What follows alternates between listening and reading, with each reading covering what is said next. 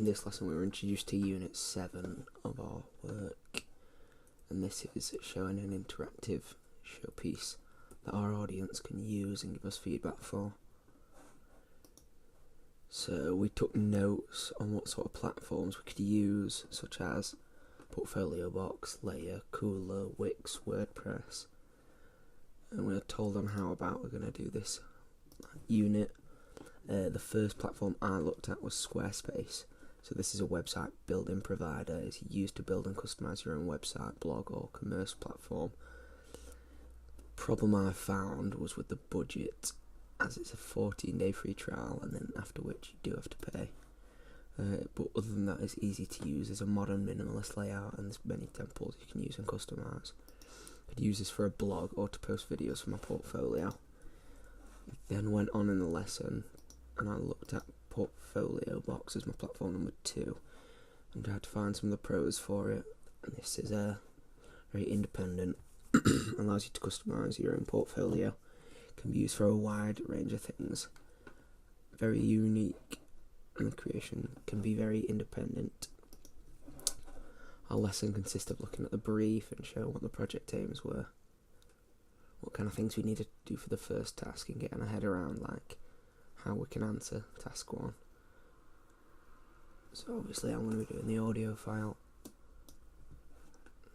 So here's the Portfolio Box, just showing some examples that they do. And then there's Squarespace.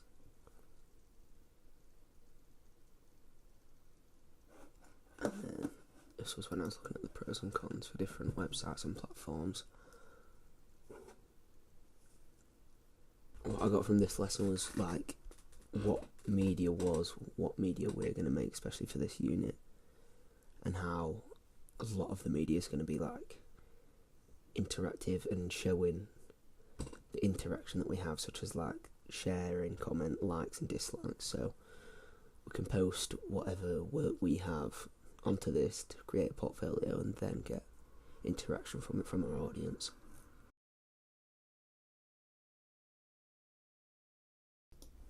So in this lesson we were trying to find out what influences we could get from other websites and like what sort of websites gave us influences and what sort of aspects there was. So for starters, I did look at Portfolio Box and discuss the pros and cons.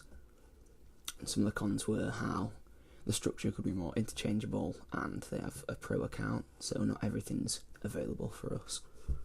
And then I looked at some examples that were given to us, and out of that I chose Evo Energy, which was providing information about like how our environment is with pollution and stuff, and how the pollution's been caused over the last couple of decades.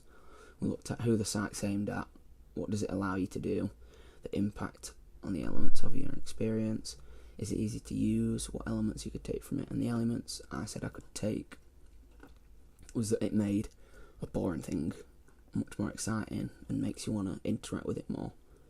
It's very modern and minimalist. And then we were told to look at some other examples and what other websites had interactive techniques. So I looked at, say, BuzzFeed, which has had quiz sections, news segments, trending sections, and when you hovered over things, colour changed, and that was a common theme over different things, along with sounds as well. This is some of the screenshots that I got for Evo Energy, and it just shows you the modern yet colourful way in which they portray their website. And then I went on to look at some other examples of what I could like use from other websites and what I could take from it.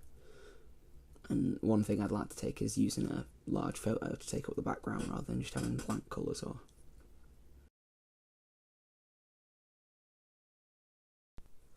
so in this lesson I looked again at Danny Cook as an example, and then went on to Portfolio Box and started to get to grips with their website and how you kind of customize and lay out your website. So this is me just looking at it and seeing how I do it, and then that's the screenshot of my actual start of the website. So this is my own still, and then hopefully I'll go on top of my portfolio, say on another slide with an arrow down there.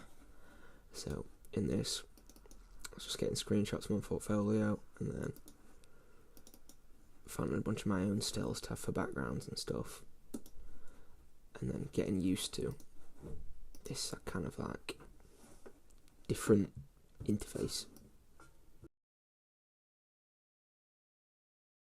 So again, in this lesson, I was furthering my website, adding more things onto that for the majority of it, and still trying to understand how to use it.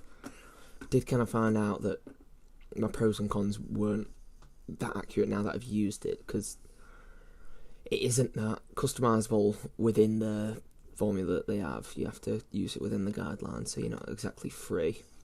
So one of the things I was trying to do was make a arrow that I could then click on and link to my portfolio or show reel, and that was, I never even got to complete it because importing the photo, just it didn't seem a viable or normal way to do so.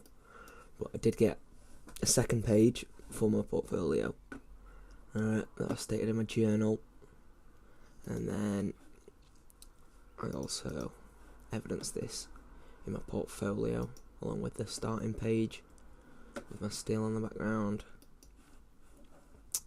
and I made it so it's linkable, so when you do click on Tom Brennan portfolio, it does take you to the portfolio. And then these are YouTube videos when you do click on them. So yeah, and you can go back onto the home page. From this, I'd like to add the arrow, but I don't know if it's possible, and then finishing touches, make my own social media things, because the ones at the bottom aren't noticeable enough.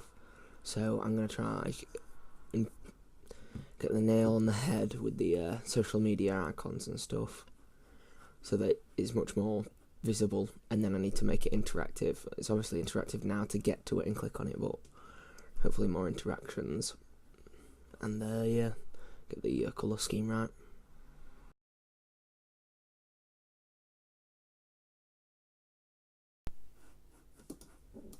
So again, in this lesson, I carried on with my website, and I've pretty much finished it now. So I've got my home screen with my photo on, and then you click on that. Got my videos, and then you can go on this segment, and it's a little bio about me, what I do. When you full screen, that looks better again with my photos.